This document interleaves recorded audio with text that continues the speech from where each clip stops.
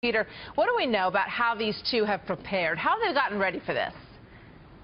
Martha, we know that they had to get prepared for basically anything that you could think of because there are going to be 9 topics, but nobody has told Pence or Kaine what any of the 9 are.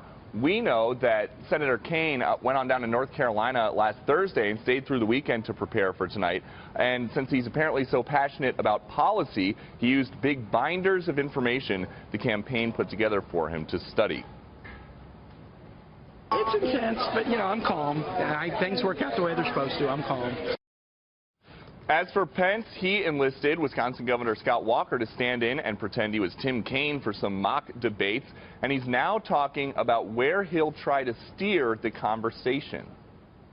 And I'll tell you, while I expect we're going to be talking about the visions and the choice the American people face at the top of the ticket, I kind of hope we get to talk about our records as well, because they're just a little bit different.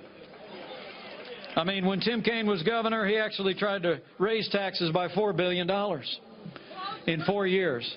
State of Indiana, I've signed more than $3.5 billion in tax relief.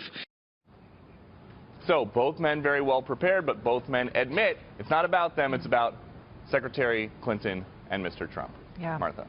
So some interesting moments last night when Donald Trump talked about the issue of his tax returns and how he viewed the way he had handled them over the years.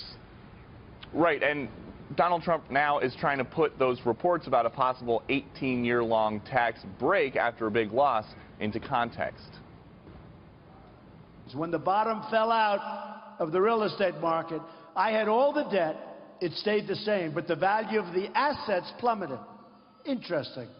But I knew how to use the tax code to rebuild my company. Trump also said that he's been a big beneficiary of the tax code the way it is now, but since he thinks voters are more important, he would still work to reform it if he's the next president. Yep. All right. It's a big issue. Thanks, Peter.